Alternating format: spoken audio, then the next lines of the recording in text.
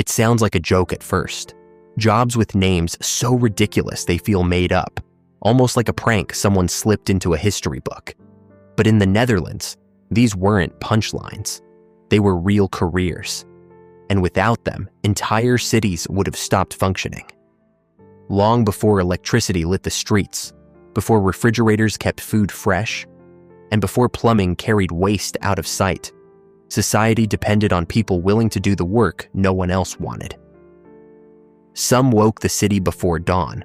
Others cleaned up what everyone pretended didn't exist. A few handled jobs so disturbing they were feared, avoided, and quietly relied on. These weren't side hustles or temporary fixes. They were essential roles that kept workers on time, food edible, streets safe, and homes livable. And the wild part?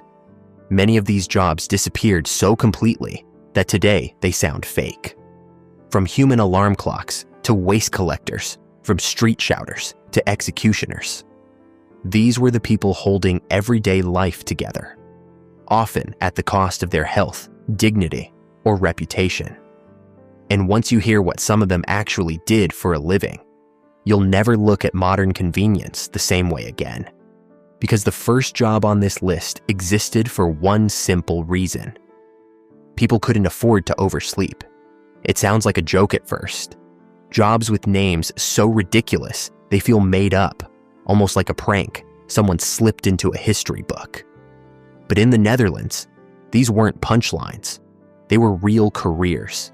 And without them, entire cities would have stopped functioning. And once you hear what some of them actually did for a living, you'll never look at modern convenience the same way again.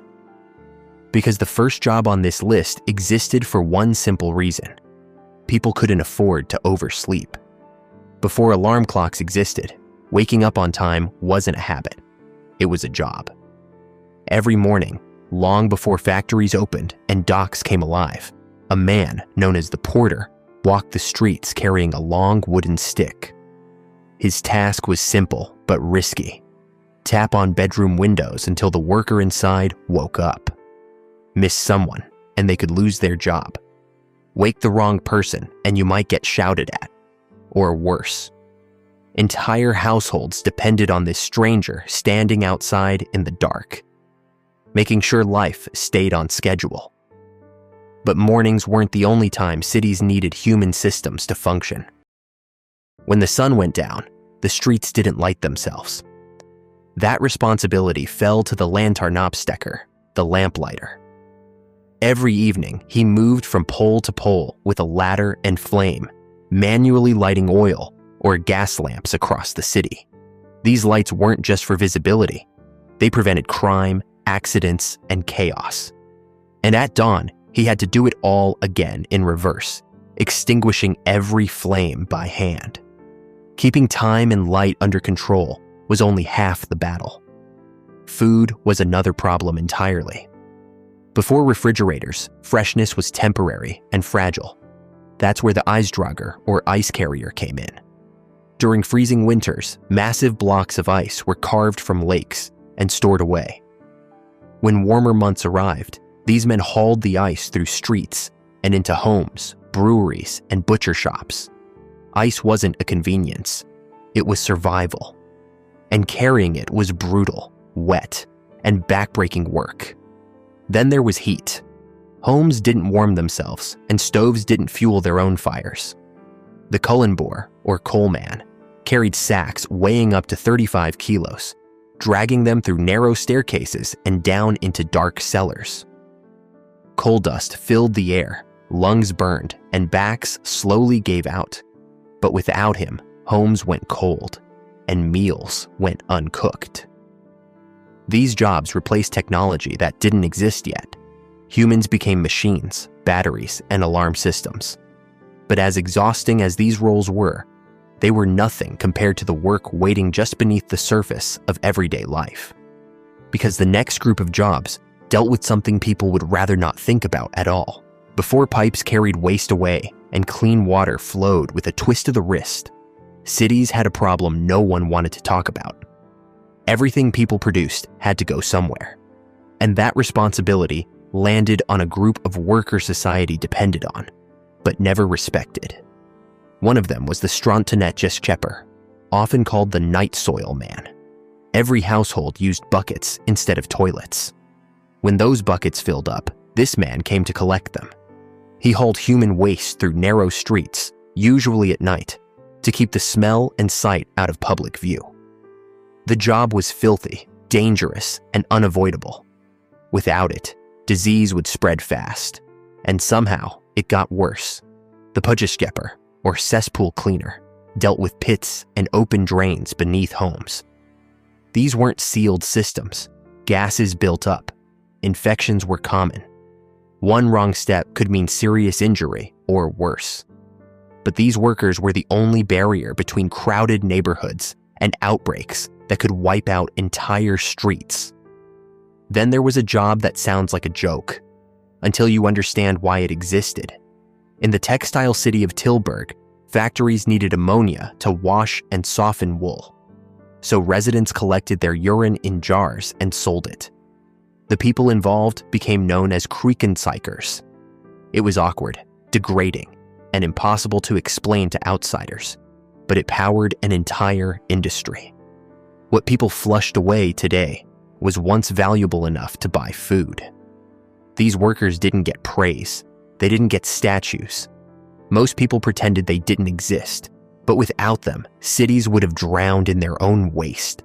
And somehow, the streets were still alive with noise, movement, and trade, run by people whose voices and footsteps never stopped. Because the next jobs weren't hidden in the dark. They were impossible to ignore.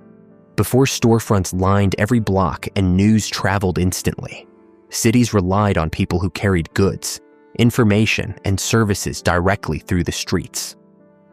If you lived in a Dutch town back then, you didn't scroll for updates. You listened.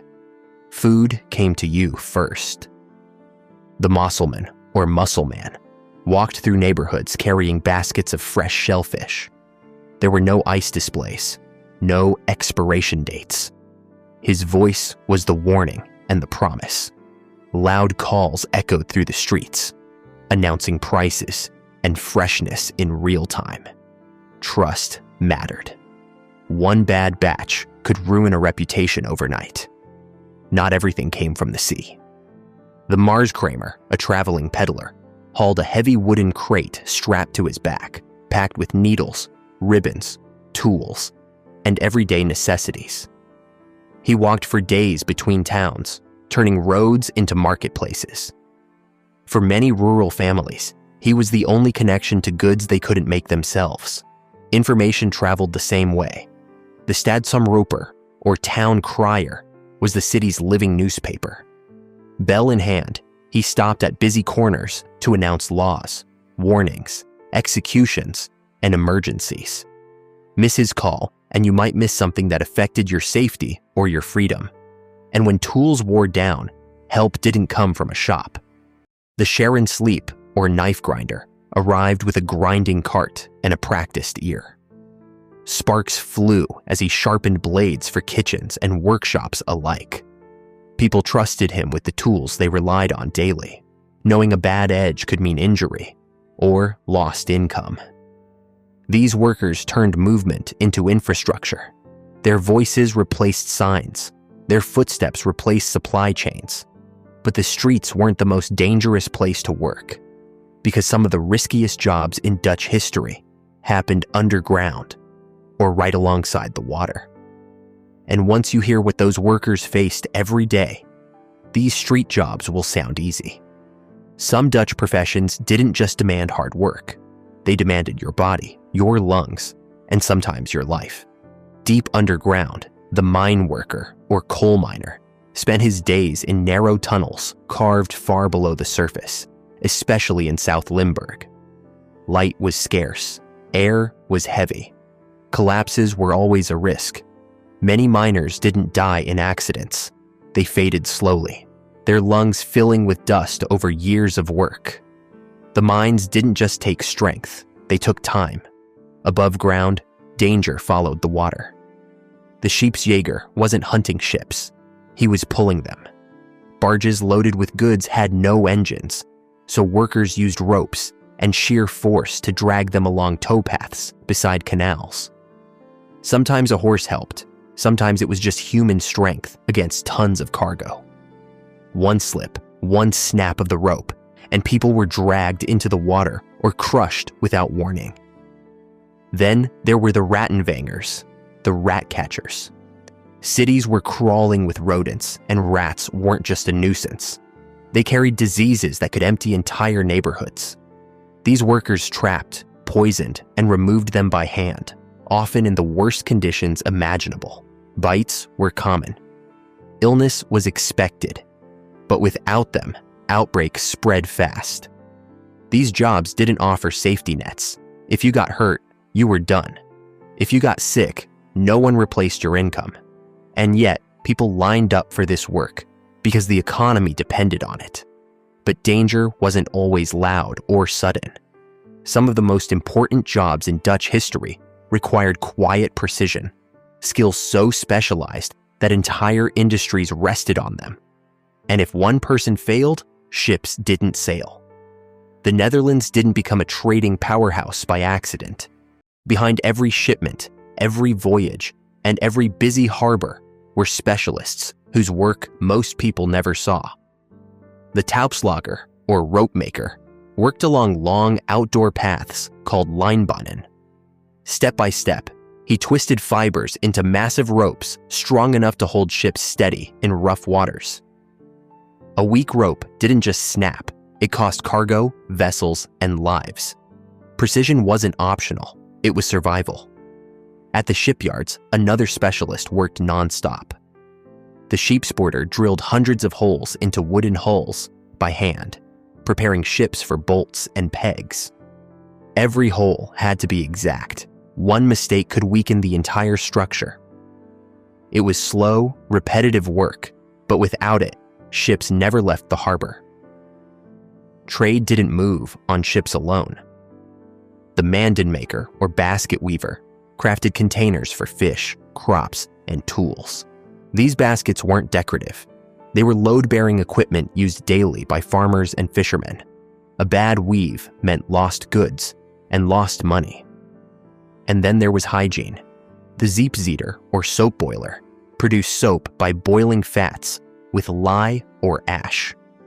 This wasn't a luxury product.